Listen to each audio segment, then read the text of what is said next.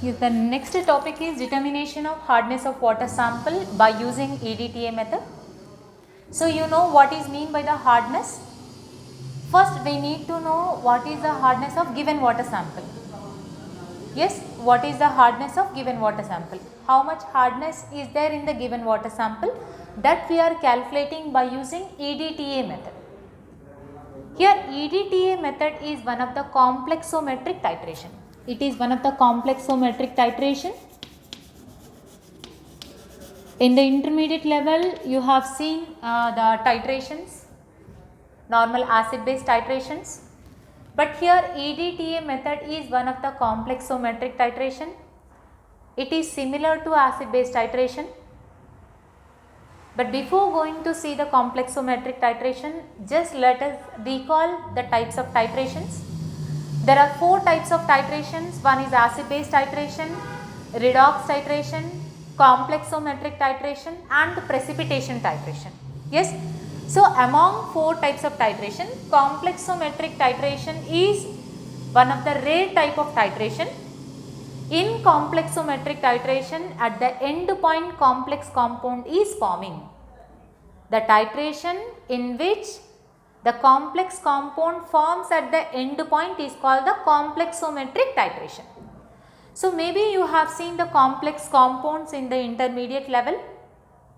It is similar to that. EDTA is one of the complex compound. By using EDTA, we are finding the hardness of given water sample. So, first let us see what is the full form of EDTA. What is the abbreviation of EDTA or what is the full form of EDTA? E stands for ethylene, D stands for diamine, T stands for tetra and A stands for acetic acid. It is the full form of EDTA, ethylene, diamine, tetraacetic acid. Yes. So, this we are going to use to find the hardness of given water sample. Whether the hardness is 20 ppm or 30 ppm or 50 ppm, to know that particular value, to know the hardness of given water sample, we are using the EDTA method. This is the full form of EDTA, ethylene, diamine, tetraacetic acid. First, let us see what is the structure of EDTA. Ethylene, maybe you know the organic chemistry, it is nothing but 2 carbons, ene is nothing but double bond. Yes, this is ethylene, diamine, amine is nothing but NH2 group. NH2 group is the amine group. Here one of the hydrogen is replacing with amine, NH2, and here another hydrogen is replacing with another amine group. So, what we got now? Ethylene diamine. What is the next one? Tetraacetic acid. How many acetic acid groups are there? Total 4 acetic acid groups are there. But first observe ethylene diamine. In ethylene diamine, how many hydrogens are there at the right side? 2 hydrogens. Even at the left side also we are having the 2 hydrogens. Yes. So, totally we are having the 4 hydrogens. These 2 hydrogens are replacing with 2 acetic acids. These 2 hydrogens also replacing with the another 2 acetic acids. So, here it is replacing with acetic acid. You know what is the acetic acid formula? CH3COOH, CH3COOH, and here also 2 hydrogens are replacing with 2 acetic acids, CH3COOH and here CH3COOH. But we know the carbon valency is 4. So, carbon can accommodate only 4 bonds around it.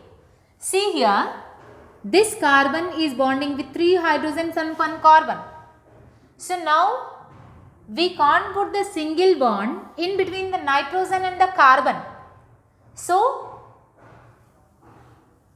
to satisfy the octet rule, the carbon is bonding with nitrogen, that means acetate, that CH2 minus COOH is bonding with the nitrogen. Same here also, CH2COOH, CH2COOH, CH2COOH. So what is this? This is EDTA structure, that is ethylene diamine tetraacetic acid. But we are not going to use EDTA direct form in the complexometric titration. That means we are not using direct form of EDTA. We are using indirect form of EDTA to find the hardness of given water sample, because this EDTA is not soluble in the water sample. It is insoluble in the water sample. If it is not soluble, how can we use to find the concentration and to find the hardness of given water sample? Whatever the salts we are using, those salts must be dissolved. Those salts completely miscible in the water, then only we can use in the titrations. But here this direct form of EDTA is insoluble in the water. So what we have to do? We have to use another form of EDTA which is soluble in the water, that is bisodium salt of EDTA. So what we are using here? Bisodium salt of EDTA is using in complexometric titration. Bisodium salt, that means 2 hydrogens are replacing with 2 sodiums. Here this hydrogen is replacing with the sodium, this hydrogen is replacing with the sodium. So this is the structure of bisodium salt of EDTA. Now it is soluble in the water sample. Yes. So what we are using in the complexometric titration? Direct form of EDTA is insoluble in the water. So we are using bisodium salt of EDTA in the complexometric titration. So now let us see the principle of the given experiment. It is part of our chemistry lab experiment also. So there you can see how we are going to find the hardness of given water sample. So we can find hardness of our drinking water, or hardness of the borewell water, or hardness of the drainage water. So we can use any kind of water sample. For all kind of water sample, EDTA method is the best method to know the hardness of given water sample. So now let us see the principle of the given water sample or given experiment. For the given experiment, this EDTA is reacting with our water sample only at pH 9 to 10. Only at this pH range only, that EDTA is making the complex with the given water sample. What is the water sample here? Water sample is the hard water. But hard water is containing calcium plus 2 ions and the magnesium plus 2 ions. That means at this pH range only, the calcium plus 2 ions and the magnesium plus 2 ions are making the complex with EDTA. That means we need to maintain the pH value 9 to 10. To maintain pH value 9 to 10, we are using one of the solution. That solution is the buffer solution. So here what is the use of buffer solution? Buffer solution is using to maintain the pH value of given solution. So our pH range is 9 to 10. To maintain pH 9 to 10, we are using the buffer solution.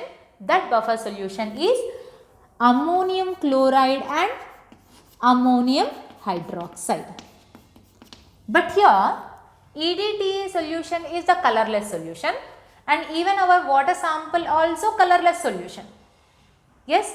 So if you add the two colorless solutions, can we find the end point? No, we can't find the end point if we mix the two colorless solutions. Yes.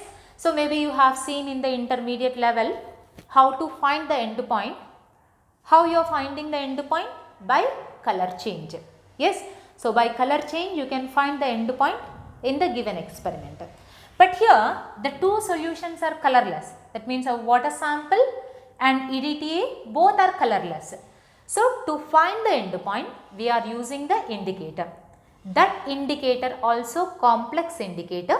The name of the indicator is EBT. This is the name of the indicator, EBT. EBT full form is Eriochrome black tea. Eriochrome black tea is the full form of EBT. It is one of the complex indicator which is suitable in the complexometric titration. We can't use phenolphthalein, methyl orange indicator in the complexometric titration. Yes, we are using EBT as the indicator in the complexometric titration. We can use another indicator which is also complex indicator, that is solochrome black tea. Solochrome black tea or Eriochrome black tea, these two are the complex indicator to find the end point in the complexometric titration. So now let us see the principle of the given experiment. The given water sample forms a stable complex with our EDTA solution, but which is the colorless. So to get the end point by color change, we are using the indicator, that is the EBT indicator. So initially the given water sample with indicator gives a unstable complex. That unstable complex is in wine red color. Initially the unstable complex is in wine red color.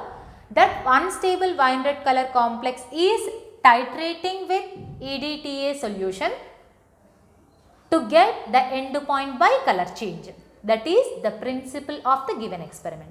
Again I am repeating the principle. The hard water sample forms a stable complex with EDTA solution which is colorless. So to find the end point by color change, the water sample forms an unstable complex with the EBT indicator and the buffer solution, and this unstable complex is in the wine red color. This wine red color is titrating with the EDTA solution till color changes to blue. So first let us see the reaction part of the principle.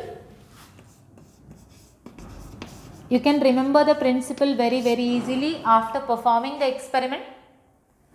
So initially we are taking water sample.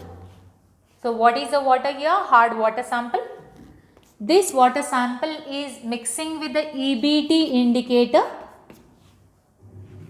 at pH 9 to 10, because at pH 9 to 10 only the calcium plus 2 and magnesium plus 2 is forming the complex. To maintain the pH 9 to 10, we are using the buffer solution, that is ammonium chloride and ammonium hydroxide. Ammonium chloride and ammonium hydroxide. So our water sample is having the hardness causing agents. Those are calcium plus 2 and magnesium plus 2. I said you now, we will get an unstable complex which is in the wine red color. This unstable complex is CaEBT MgEBT, that is calcium EBT complex, magnesium EBT complex. If we mention in the square brackets, that is the complex here. This unstable complex is titrating with EDTA. It is titrating with EDTA till color changes to blue color, and which is a stable complex. Here EBT is replacing with EDTA. When EBT is replacing with EDTA, we will get the stable complex. That stable complex is in the blue color. So we will get calcium EDTA complex and magnesium EDTA complex. Along with that, EBT is releasing as a free indicator. Yes. So this is the basic principle of the reaction. Calcium plus 2 plus Mg plus 2 plus EBT giving rise to CaEBT, MgEBT at pH 9 to 10. This CaEBT, MgEBT is titrating with EDTA till the color changes to blue. Yes, this is the principle of the experiment. So, in the next class, let us see how to prepare the chemicals. What are the chemicals we are preparing? The buffer solution, EDTA and EBT, how to prepare the solutions and how to perform the experiment. Our aim is to find the total hardness of given water sample. So, how we are finding the total hardness of given water sample, that we will see in the next class. Thank you.